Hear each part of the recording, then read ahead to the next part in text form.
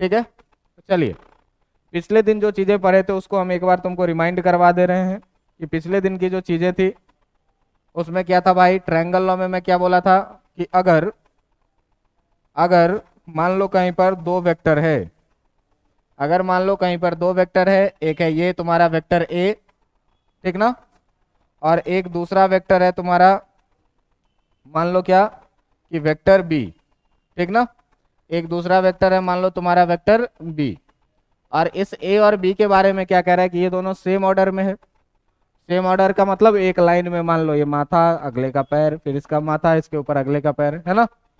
तो क्या कहा था कि अगर ये ए बी दो वेक्टर है तो जो इसका रिजल्टेंट वेक्टर होगा वो रिजल्टेंट इस ट्रायंगल का तीसरा साइड होता है और अपोजिट ऑर्डर में होता है। अपोजिट ऑर्डर में होने का क्या मतलब हुआ, अपोजिट ऑर्डर में होने का क्या मतलब हुआ कि ये जो आपका वेक्टर है तो इसको अपोजिट ऑर्डर में करना है, मतलब इसका माथा से माथा टकराना है और पैर से, तो इसको हम उल्टा लगाएंगे कि सीधा लगाएंगे, इसको हम कैसे लगाएंगे, इसको यहाँ से उठाएंगे यहाँ लगा देंगे तो माथा से माथा टकरा जाएगा और पैर से पैर टकरा जाएगा, है ना। अब क्या बोला था मैं आपको कि अगर बेटा ये वाला वेक्टर ए है तुम्हारा और ये वाला वेक्टर बी है तो जो रिजल्टेंट होगा वो तीसरा साइड होगा और हम लोग लिखेंगे क्या, vector R equal to vector A plus vector B, है ना।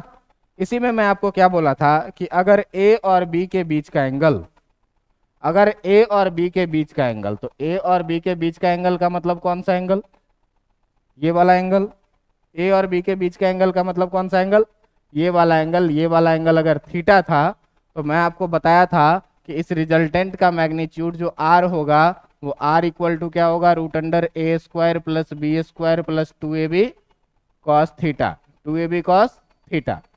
और दूसरा चीज क्या मैं बताया था कि अगर वेक्टर आर वेक्टर ए के साथ अल्फा एंगल बना रहा है तो यहाँ पर क्या निकाले थे कि tan alpha equal to B sine theta by A plus B cos theta.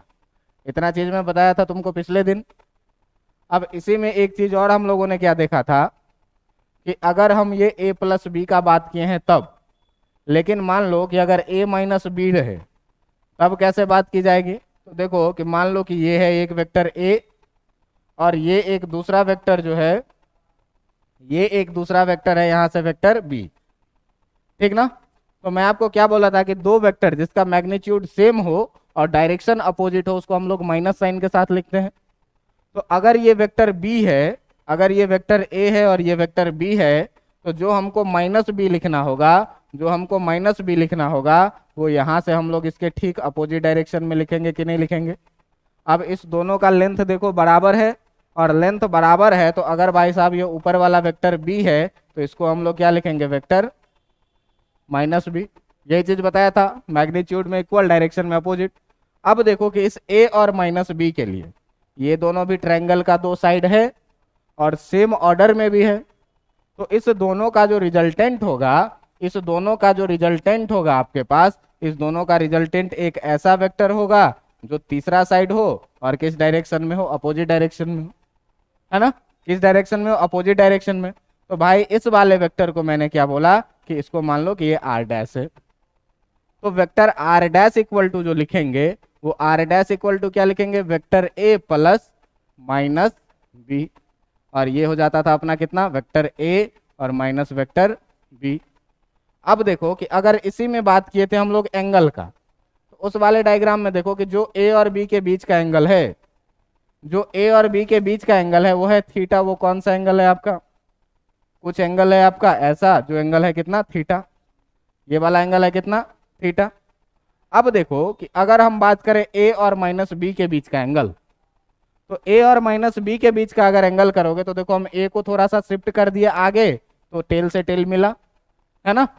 अब इस ए के बाद माइनस बी के साथ जो ये एंगल है, इस एंगल को जरा सा ध्यान से देखो, ये 180 माइनस थीटा होगा कि नहीं होगा, क्योंकि इस लाइन पे जो पूरा एंगल बन रहा है वो कितना बन रहा है, 180 डिग्री, और 180 डिग्री में एक एंगल हो गया थीटा तो दूसरा कितना होना है, ठीक है। मैं क्या बोला कि भाई साहब यहाँ पर आप देखिए कि जो आपका मैग्नीट्यूड ऑफ वेक्टर बी है वो magnitude of vector minus B भी है, जो किसके बराबर में होगा, बी के बराबर में।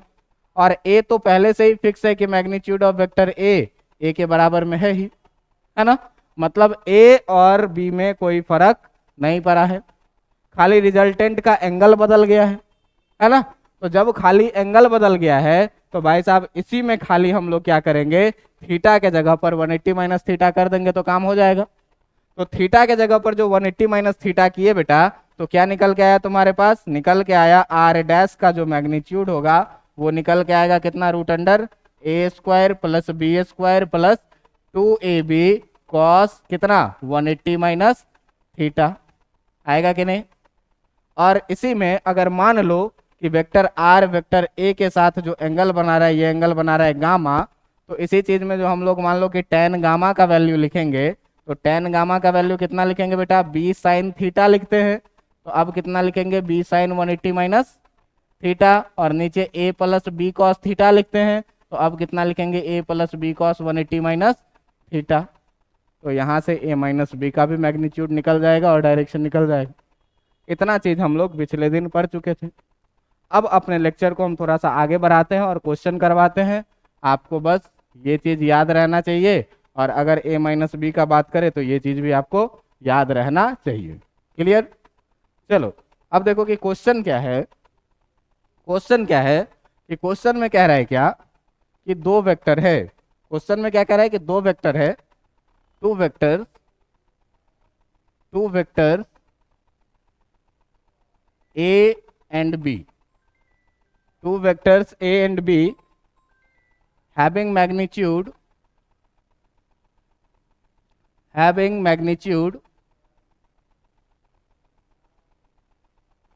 5 and 6 root 2 respectively.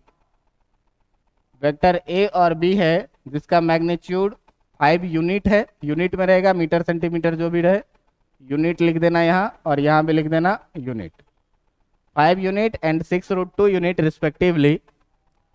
If the angle between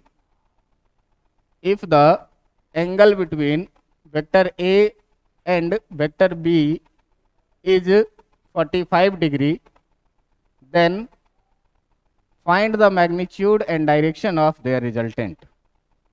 Then find the magnitude and direction of their resultant. क्या करना है, इसका मैग्नीट्यूड निकालना है और इसका क्या निकालना है, डायरेक्शन भी निकालना है इसके रिजल्टेंट का।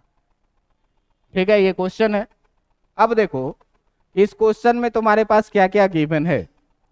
तो भाई साहब दो वेक्टर आपके पास दिए हुए हैं। एक वेक्टर है क्या, वेक्टर ए, जिसके मैग्नीट्यूड के बारे में आपको कह रहा है क्या कि ये कितना दिया हुआ 5 यूनिट है ना। और एक दूसरा वेक्टर है आपके पास क्या, वेक्टर बी, जिसका मैग्नीट्यूड भी दे रखा है कितना 6 रूट 2, और दोनों के बीच का एंगल यानी कि थीटा ये कितना दे रखा है 45 डिग्री। इतना डाटा तुम्हारे पास पहले से है। तो रिजल्टेंट का मैग्नीट्यूड निकालना है, तो रिजल्टेंट के मैग्नीट्यूड के लिए तो फॉर्मूला पढ़े हुए हम लोग, कितना root under a square plus B square plus 2ab cos theta है ना। अब देखिए ए भी पता है, बी भी पता है, थीटा भी पता है, निकल जाएगा कि नहीं निकल जाए, निकाल के दिखाओ। रूट अंडर 157 सही है। देखिए रूट अंडर डालिएगा, ए का स्क्वायर यानी 5 का स्क्वायर प्लस 6 रूट 2 का स्क्वायर और प्लस 2 इंटू 5 इंटू 6 रूट 2, और कॉस 45 डिग्री का वैल्यू कितना डालोगे 1/√2, 1/√2 से ये कट जाएगा और ये हो जाएगा कितना रूट अंडर 25 प्लस 36 दूनी 72 और ये 60 है ना। ये आ जाएगा आपका ऐड करके कितना रूट अंडर 157, और यही हो जाएगा रूट अंडर 157 यूनिट इसका क्या मैग्नीट्यूड है ना। अब देखिए डायरेक्शन निकालना है, तो सबसे पहले आपको ये सोचना है कि डायरेक्शन में हम क्या निकालें। डायरेक्शन में हम क्या निकालें, तो देखो बेटा कि तुम्हारे पास जो चीजें गिवन है उसमें एक वेक्टर है ये वेक्टर ए, और एक वेक्टर है ये वेक्टर बी, और इस दोनों के बीच का एंगल तुमको पता है कितना 45 डिग्री। तो जो तुम्हारा रिजल्टेंट होने वाला है वो कुछ ऐसा वेक्टर होने वाला है। और अगर इस एंगल को तुम अल्फा मान लो तो ये अल्फा वेक्टर ए के साथ बनाया हुआ एंगल है। अल्फा क्या है, वेक्टर ए के साथ, तो हम लोग वही निकालते हैं, काम हो जाएगा। तो डायरेक्शन के लिए जब निकालोगे tan अल्फा, तो tan अल्फा के लिए क्या सीखे हो कि अगर tan अल्फा निकालोगे तो फॉर्मूला क्या लिखे हो, बी साइन थीटा, और नीचे में कितना, a plus B cos theta, ठीक ना। जब वैल्यू डालिएगा तो b का वैल्यू था कितना बेटा, 6√2 इंटू साइन 45 डिग्री, है ना, और नीचे 5 प्लस 6√2 कॉस कितना, 45 डिग्री। अब देखो कि ये 6√2 और साइन 45 का वैल्यू कितना, और नीचे भी 5 प्लस ये 6√2 और कॉस 45 का वैल्यू कितना, 1/√2 से 1/√2 इधर खत्म, और √2 से √2 इधर भी खत्म। ऊपर बच जाएगा 6 और नीचे बच जाएगा 5 प्लस 6 यानी कि 6/11। तो tan अल्फा इक्वल टू आया तुम्हारा कितना, 6/11। और यहीं से अगर लिखना चाहो अल्फा इक्वल टू तो कितना लिखोगे, tan इनवर्स 6/11। बातें समझ में आई कि नहीं आई? बातें समझ में आई कैसे मैग्नीट्यूड और डायरेक्शन निकालना है? तो ये मैग्नीट्यूड और डायरेक्शन निकालने का आपका तरीका था। कोई भी वेक्टर रहेगा तो आपको ये चीज याद रखना है कि मैग्नीट्यूड का formula √a² plus b² plus 2ab cos theta होगा, और डायरेक्शन कितना होगा, तो tan alpha equal to b sine theta plus a plus b cos theta. अब देखो कि इसमें ये हमेशा ध्यान रखना कि वेक्टर a के साथ अल्फा एंगल बना रहा है, इसीलिए a खाली है। अगर मान लेते हम कि वेक्टर b के साथ अल्फा एंगल बना रहा है तो यहाँ b आ जाता और b की जगह a हो जाता। समझ रहे हैं बात? ऐसे ही हम लोग काम किए थे, नहीं समझिए। मैं कहा था कि आपको कि मान लो कि ये वेक्टर a था और ये वेक्टर b था, तो रिजल्टेंट तुम्हारा ये हुआ था r। तो इसमें हम लोगों ने इस एंगल को माना था अल्फा। अगर इसी एंगल को तुम अल्फा मान लेते, इसी एंगल को तुम अल्फा मान लेते, तब ये कहानी क्या होती, पलट जाती, a और b रिप्लेस हो जाती, ठीक ना। हाँ, तो a और b नंबर में रहेगा तो वही नंबर एक्सचेंज हो जाएगा ना। अब देखिए यहाँ से काम क्या किए थे, यहाँ से परपेंडिकुलर ड्रॉप किए थे। अब अगर इस एंगल को तुम अल्फा मान लोगे, तो इस एंगल को जब अल्फा मानोगे तो ये काम किए थे कि नहीं, tan ये लिखे थे तुम, देखो अगर मान लो कि इसको अल्फा नहीं मानो, इसको अभी बीटा मान लो, ठीक ना। तो बीटा इक्वल टू क्या लिखे थे, alpha plus beta equal to कभी लिखे थे, थीटा। तो यहाँ से अगर बीटा इक्वल टू लिखोगे तो थीटा माइनस अल्फा लिखोगे, है ना। और तुम जरा सा ध्यान से देखना, अगर तुम इसमें पढ़ोगे beta equal to theta minus tan inverse, जो भी आएगा वैल्यू वो लिखोगे, और इनवर्स ट्रिगोनोमेट्री में तुम इसका फॉर्मूला पढ़ोगे कि पलट जाता है खाली कहानी। साइन 90 माइनस थीटा टाइप का कुछ पढ़े हुए हैं 12th में। अभी मैथ्स में कौन सा टॉपिक पढ़ रहे हैं, इनवर्स ट्रिगो में है ये सब कहानी, समझे। तो इस सब को देखिएगा जरा। वैसे ये बहुत ध्यान देने वाली बात नहीं है, ये आसान होता है यही से निकालने का, कि alpha plus beta equal to theta लगा देंगे, बहुत ही आराम से क्या होगा, निकल जाएगा। क्लियर है? अब देखो कि ये था तुम्हारा क्या, ट्रायंगल लॉ। ट्रायंगल लॉ में क्या पढ़े थे, याद कितना चीज रखना है, तो याद हमेशा आता है इसका क्या, याद इसका जरूरत पड़ता है हमेशा किस चीज का, तो जरूरत पड़ता है इसके स्टेटमेंट का। और स्टेटमेंट में क्या पढ़े थे बेटा, कि स्टेटमेंट में पढ़े थे कि अगर दो वेक्टर लिया जाए, दो वेक्टर लिया जाए, एक वेक्टर a और एक दूसरा वेक्टर b जो सेम ऑर्डर में हो, तो हमेशा ध्यान देना कि जो रिजल्टेंट होगा वो रिजल्टेंट एक तीसरा वेक्टर होगा जो इस ट्रायंगल का साइड हो। तो इस ट्रायंगल का तीसरा साइड कैसा, कुछ ऐसा बनेगा, और अपोजिट ऑर्डर में होगा। तो अपोजिट ऑर्डर में होने के लिए यहां से इस वेक्टर के टेल को जोड़ना पड़ेगा और इसके हेड को इसके हेड से जोड़ना पड़ेगा, है ना। तब ये हो गया तीसरा अपोजिट ऑर्डर में। और जब अपोजिट ऑर्डर में होगा तो इसी को हम लोग क्या बोलते हैं, वेक्टर ए, इसी को वेक्टर ए, और यही क्या हो जाता है, रिजल्टेंट वेक्टर। और रिजल्टेंट आर इक्वल टू क्या लिखते हैं, vector A plus vector B. बात समझ में आई? आई कि नहीं समझ में? अब देखो कि अगर कार्टेशियन फॉर्म में रहे, ठीक ना, अगर क्या रहे, कार्टेशियन फॉर्म में दिया हुआ रहे चीज।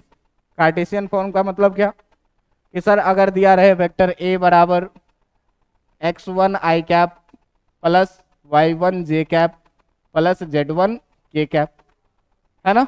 और वेक्टर b इक्वल टू दिया हुआ रहे तुम्हारे पास क्या, x2 i cap plus y2 j cap plus z2 k cap. और जैसे ही कहे कि find the resultant of, find the resultant of vector A and vector B, vector A and vector B. तो सीधे सीधे ये ध्यान में रखना कि जो रिजल्टेंट वेक्टर आर होता है वो क्या होता है, vector A plus vector B के बराबर में। अब देखो भाई कि जैसे ही वेक्टर ए प्लस बी करोगे तो ए के जगह पर डालोगे तो कितना आ जाएगा, x1 आई कैप प्लस y1 जे कैप प्लस z1 के कैप, और प्लस का साइन है, वेक्टर बी डालोगे कितना, x2 आई कैप प्लस y2 जे कैप और प्लस z2 के कैप। आएगा कि नहीं आएगा? अब जब आ जाएगा तो देखिए, तो आई कैप वाले को आई कैप वाले के साथ जोड़िएगा, तो आई कैप दोनों में से कॉमन कर लीजिएगा तो कितना बचेगा, x1 प्लस x2 आई कैप, है ना, प्लस जे वाले के साथ तो y1 प्लस y2 कितना आ जाएगा, जे कैप, और प्लस इसी तरीके से z1 प्लस z2 कितना आ जाएगा, के कैप। अब देखो ये निकल गया तुम्हारा रिजल्टेंट, ठीक ना। अब कोई आदमी कहे कि इस रिजल्टेंट का मैग्नीट्यूड बताओ कितना होगा, तो रिजल्टेंट में देखो कि इस पूरा को x मानो, x के जगह पर है, इस पूरा को क्या मानो y, और इस पूरा को क्या मानो z, यही तो है xi प्लस वाई जे प्लस जेड के फॉर्म में।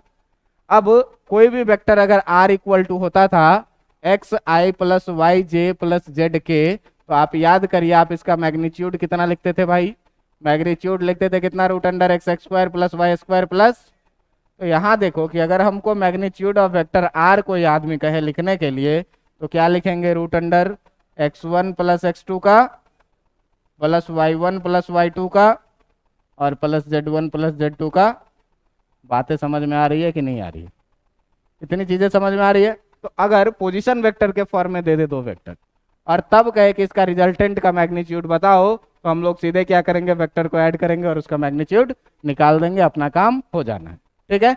अगर मैग्नीट्यूड और एंगल के फॉर्म में दिया रहे तो पिछले क्वेश्चन में देखे कि कैसे रिजल्टेंट निकालना है, क्लियर। अब देखो कि ये था तुम्हारा ट्रायंगल लॉ का पूरा कॉन्सेप्ट। अब जो अगला क्वेश्चन, अगला टॉपिक था आपका दूसरा नंबर, ये दूसरा नंबर में क्या था, parallelogram law of vector addition. दूसरा में नंबर में क्या था, parallelogram laws of vector addition, laws of vector addition. अब देखो कि ये पैरेलोग्राम क्या कहता है, वेक्टर लॉ ऑफ एडिशन का पैरेलोग्राम वाला लॉ क्या कहता है, इसका पहले हम लोग स्टेटमेंट देखते हैं, फिर डायग्राम को समझेंगे और फिर इसके डेरिवेशन को समझेंगे कि कैसे कैसे काम करना है। अगर पीछे आपको ट्रायंगल लॉ समझ में आया है, ठीक ना, तो निश्चित रूप से ये समझ में आएगा, रिजल्ट एक ही आता है, चाहे पैरेलोग्राम लॉ रहे चाहे ट्रायंगल लॉ रहे। अब देखो इसमें क्या क्या रहा है, इसका स्टेटमेंट क्या है, तो इसका स्टेटमेंट क्या कहता है, कहता है कि if two vectors vector A and vector B are corresponding side of a parallelogram, are corresponding side of a parallelogram having same initial point,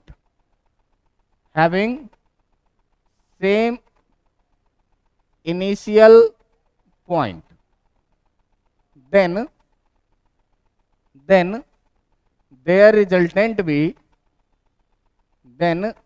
their resultant be the diagonal of that parallelogram with same initial point,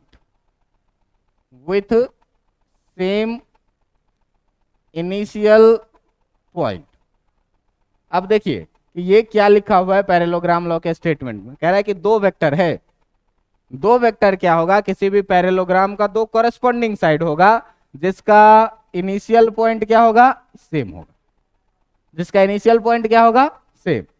तो same initial point से अगर हम दो vector का बात करें, अगर हम सेम इनिशियल पॉइंट से हम दो वेक्टर का बात करें तो ये देखो, तो एक वेक्टर होगा ये, इसको बोलते हैं वेक्टर ए, और एक दूसरा वेक्टर होगा ये लग रहा है पैरेलोग्राम के जैसा कि नहीं लग रहा है, पैरेलोग्राम का दो कॉरेस्पॉन्डिंग साइड लग रहा है, अभी तक सर नहीं पता चल रहा है। चलो अभी बस इतना जानो कि ये वाला है वेक्टर ए और ये वाला है वेक्टर बी।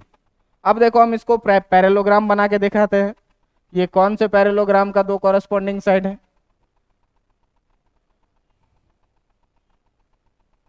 अब देखिए लग रहा है कि नहीं पैरेलोग्राम। अब बताइए कि इस पैरेललोग्राम का ये दो वेक्टर ए और बी कॉरेस्पॉन्डिंग साइड है कि नहीं है, दोनों का इनिशियल पॉइंट एक ही है कि नहीं है।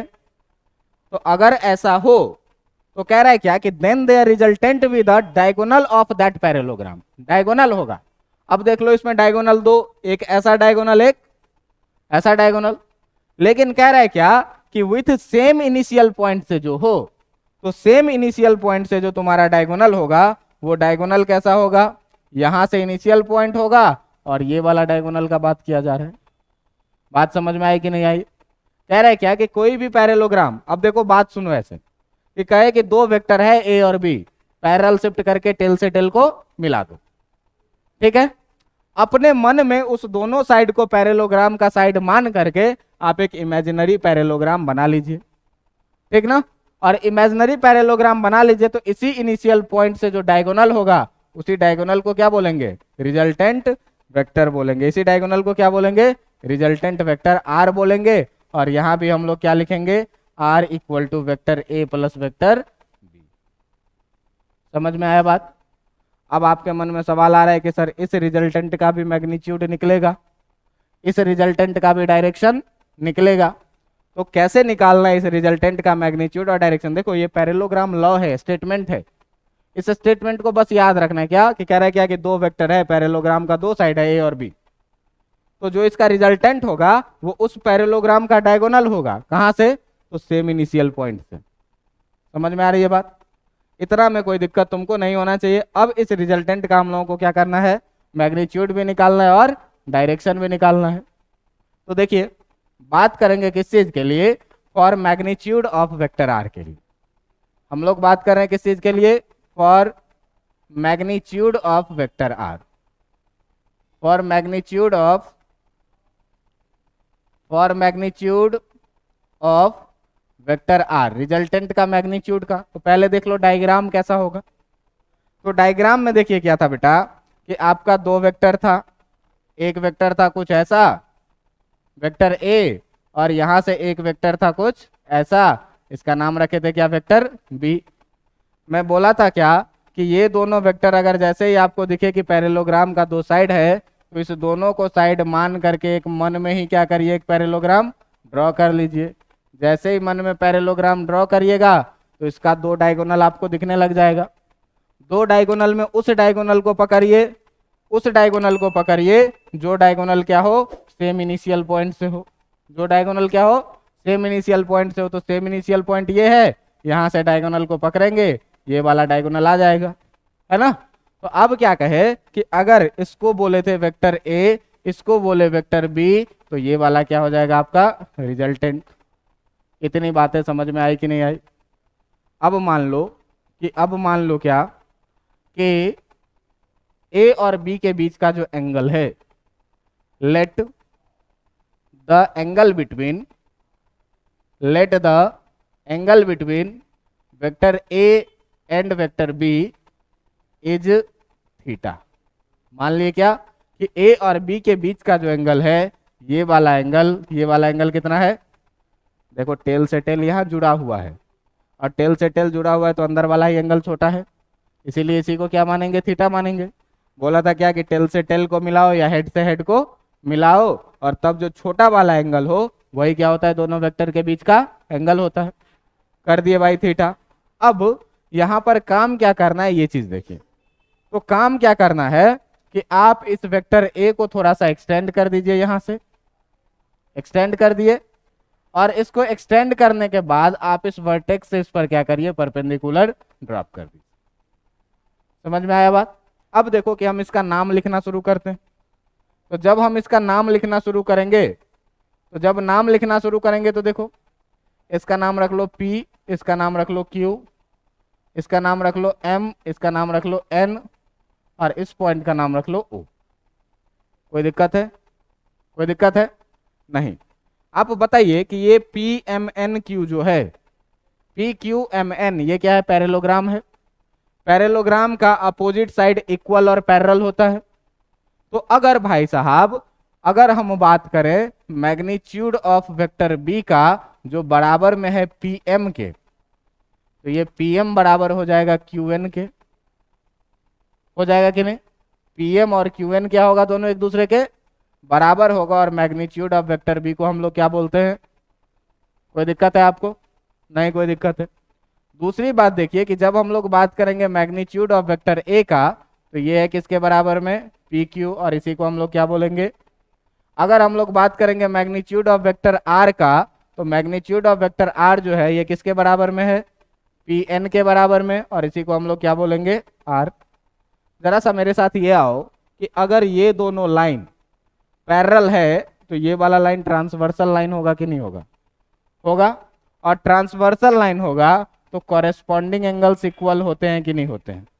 तो अगर ये एंगल थीटा है तो ये भी एंगल थीटा होगा कि नहीं होगा, होगा। अब ये भी एंगल अगर थीटा हुआ, तो अब तुम देख लो कि फिर से कहानी कल वाली हो गई।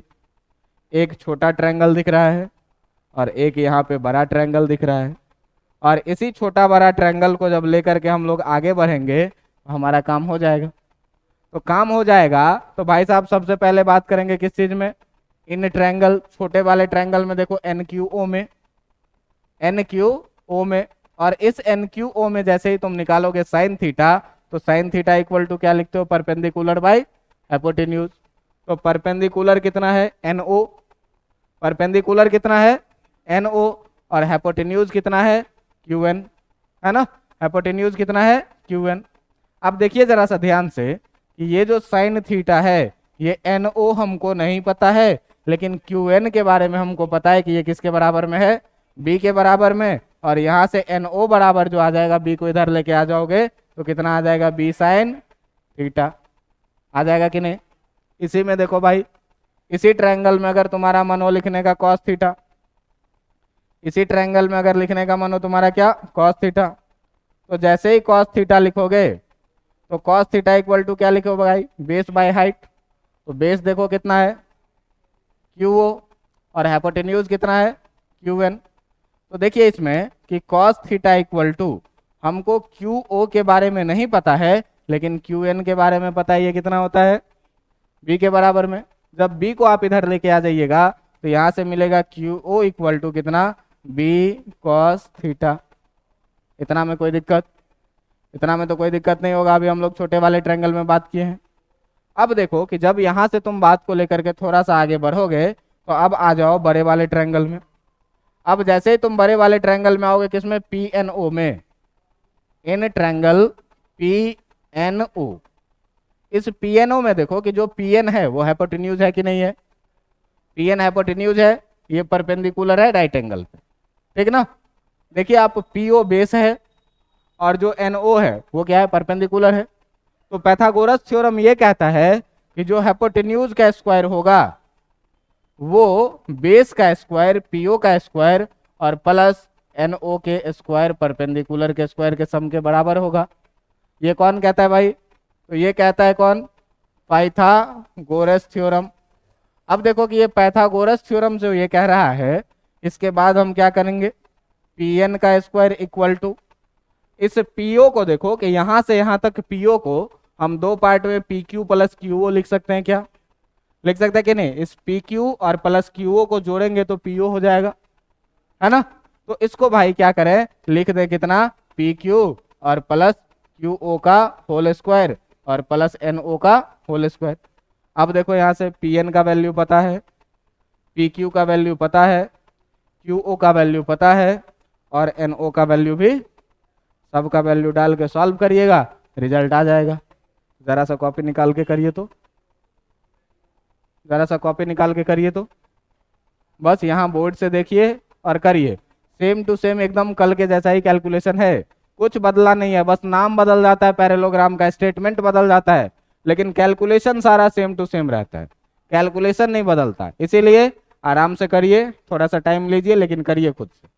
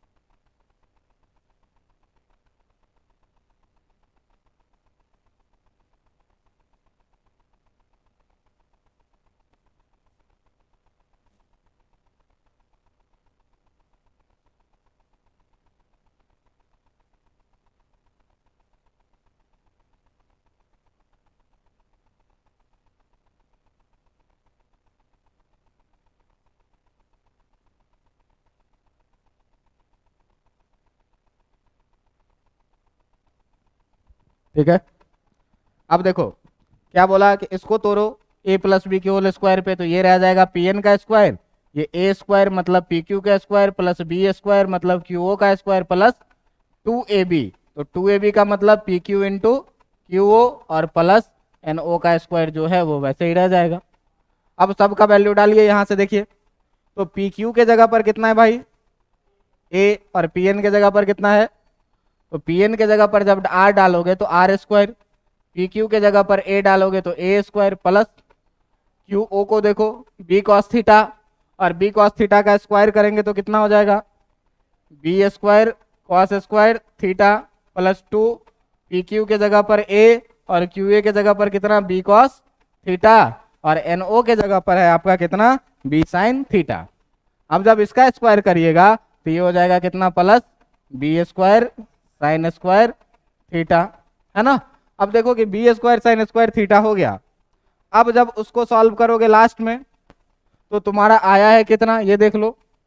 तो अभी तक जो आया है तुम्हारा वो कितना आया है r square equal to a square plus B square cos square theta plus 2ab cos theta और plus B square sine square theta. अब देखो भाई इसमें किए क्या कि जो आर स्क्वायर था तुम्हारा उसमें से मैंने क्या किया ए स्क्वायर को ए स्क्वायर लिखा, और b square cos square theta और b square sine square theta में से बी स्क्वायर को क्या करो कॉमन कर लो, उधर क्या बचेगा साइन स्क्वायर थीटा, इधर क्या बचेगा कॉस स्क्वायर थीटा, और जो तुम्हारा 2ab कॉस थीटा है उसको तुम ऐसे ही रहने दो, है ना। अब देखिए कि जब ऐसे ही रहने दीजिएगा तो ये तो 10वीं में पढ़ा हुआ है सर, कितना होता है 1, तो ये आर स्क्वायर इक्वल टू जो आ जाएगा आपका वो कितना आ जाएगा a square plus B square plus 2ab cos theta, है ना। और यहाँ से आर इक्वल टू जब आप लिखिएगा तो स्क्वायर हट के इधर क्या आ जाएगा स्क्वायर रूट, कितना हो जाना है a square plus B square plus 2ab cos theta. तो बस इतना चीज जो है आपको क्या करना है याद रखना है कि ये होता है, ठीक ना। बस इतना चीज क्या करना है आपको याद रखना है कि ऐसा होता है, रिजल्ट इतना याद रखना है, और उसके प्रूफ के लिए हम लोग इतना लंबा चौड़ा कहानी लेकर के आगे बढ़े ही हैं, है ना। अब देखो कि मैग्नीट्यूड तो निकल गया सर, पहले ट्रायंगल लॉ के जैसा ही फॉर्मूला आया। जरा सा डायरेक्शन के लिए बात करें तो मान लो क्या मान लो क्या मान लो क्या कि जो वेक्टर आर है, let vector R makes an angle, फिर से वही कहानी, makes an angle alpha with किसके साथ वेक्टर ए के साथ। मान लिए क्या कि जो वेक्टर आर है वो वेक्टर ए के साथ कितना एंगल बना रहा है अल्फा एंगल। अब देखो ये है वेक्टर आर और ये है वेक्टर ए नीचे, तो अल्फा जो एंगल हम लोग मानेंगे वो किसको मानेंगे, इसको मानेंगे, मानेंगे ना। और आप देखिए कि पी एन ओ में अल्फा पता है तो tan अल्फा लगा सकते हैं परपेंडिकुलर बाई बेस में, है ना।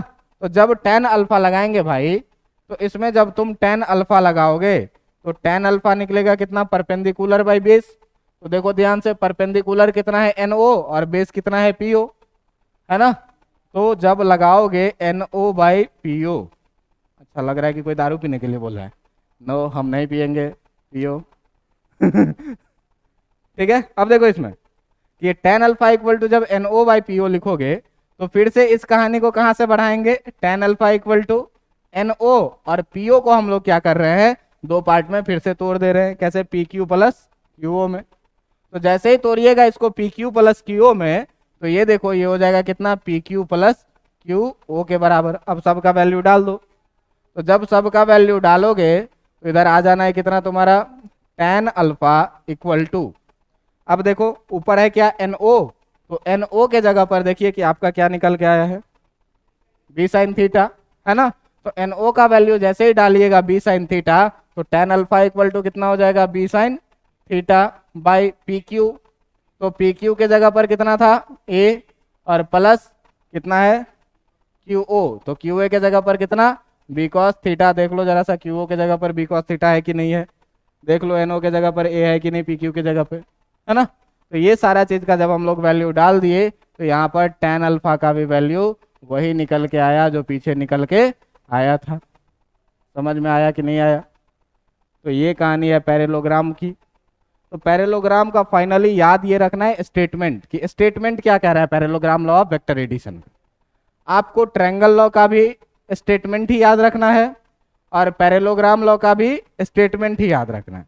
तो क्या स्टेटमेंट याद रखता है, मैं उसको एक लाइन में रिकैप्चुलेट करता हूं और तुमको उसके बाद एक क्वेश्चन करवाता हूं और फिर उसके बाद आज का क्लास रोकेंगे, ठीक है।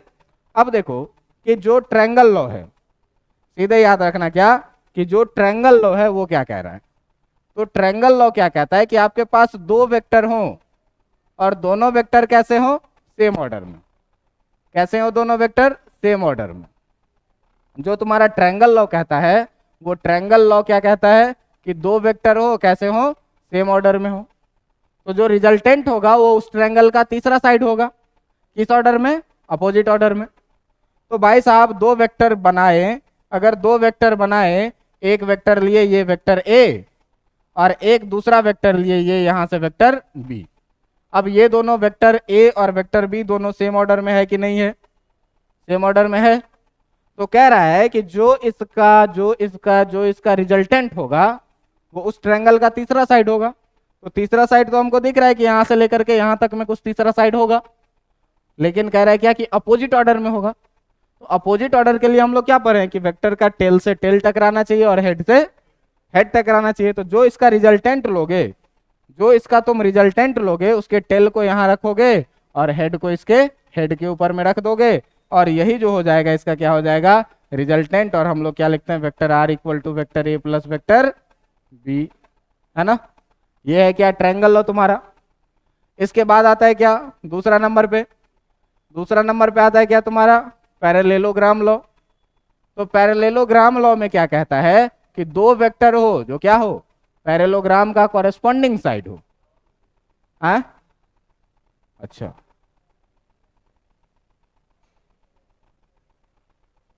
ठीक है। पैरेललोग्राम लॉ क्या कहता है, कहता है क्या कि दो वेक्टर हो और क्या हो, ये किसी पैरेललोग्राम का दो कॉरेस्पॉन्डिंग साइड हो।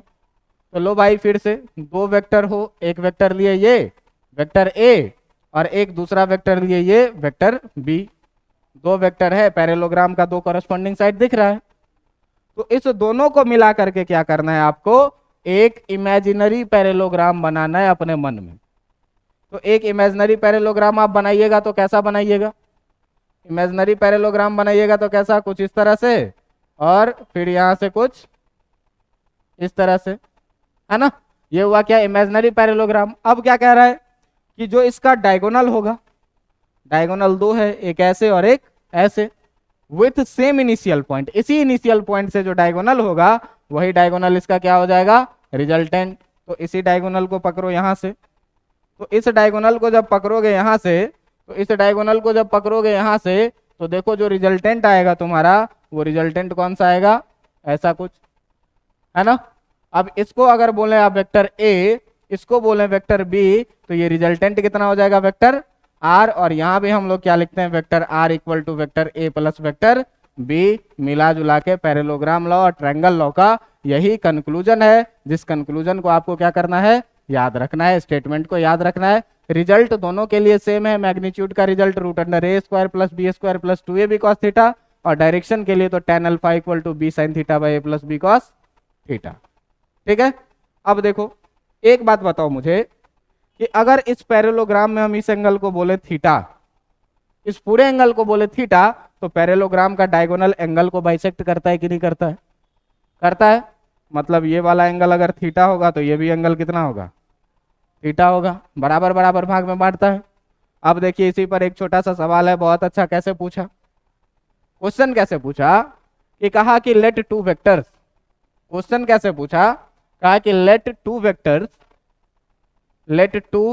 Vectors O A and O B, ठीक ना, दो वेक्टर है ओ ए और ओ बी है, ठीक ना, एंड अ थर्ड वेक्टर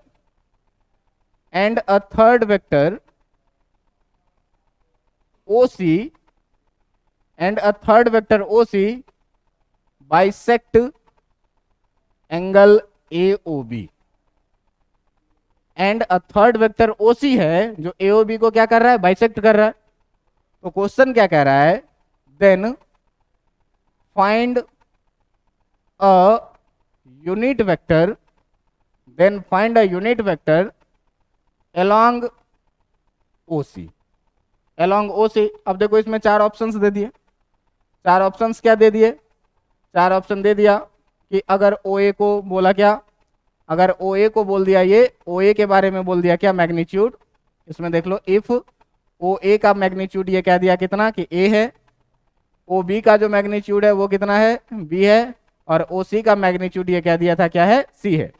तो चार ऑप्शन दे दिया। ऑप्शन ए में क्या कि a minus b by magnitude of a plus b. Option दूसरा क्या दे दिया, a plus b by magnitude of a plus b, ठीक ना।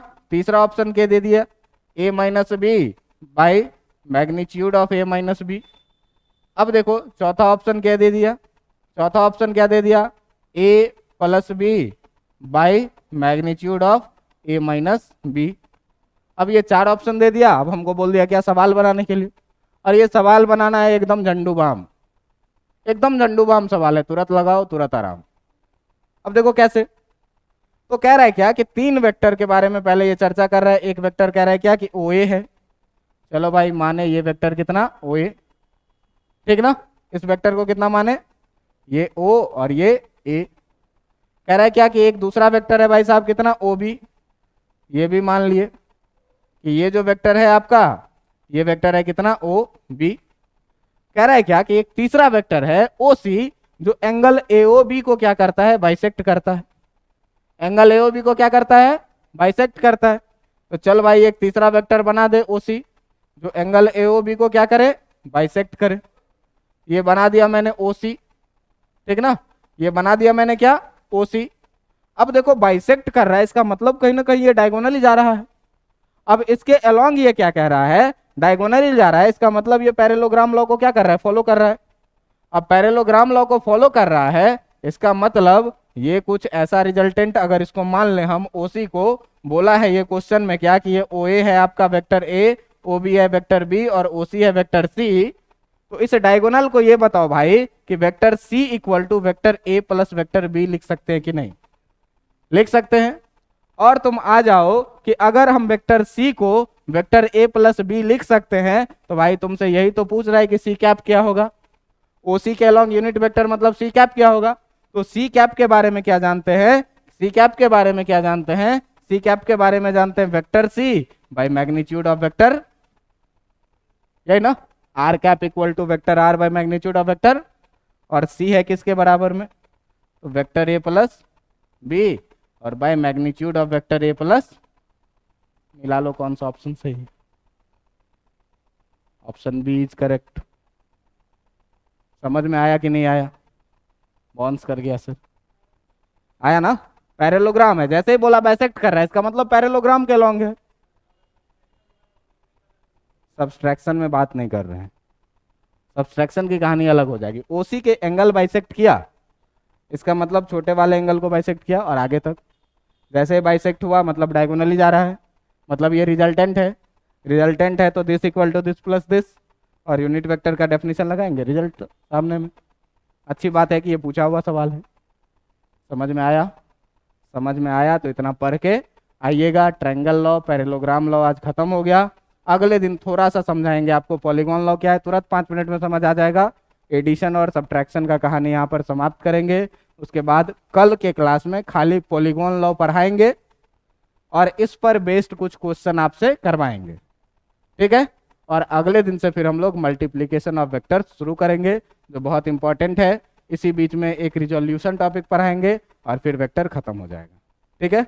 मतलब 4 दिन 5 दिन का और वेक्टर का क्लास आपका बचा है। 4 दिन 5 दिन मैक्सिमम पढ़ाएंगे, वेक्टर खत्म, और उसके बाद 12th का अपना चैप्टर हम लोग शुरू कर लेंगे, ठीक है। 1 दिन 2 दिन इंटीग्रेशन डिफरेंशिएशन थोड़ा सा पढ़ाने के बाद काफ़ी आज के लिए, चलो ठीक।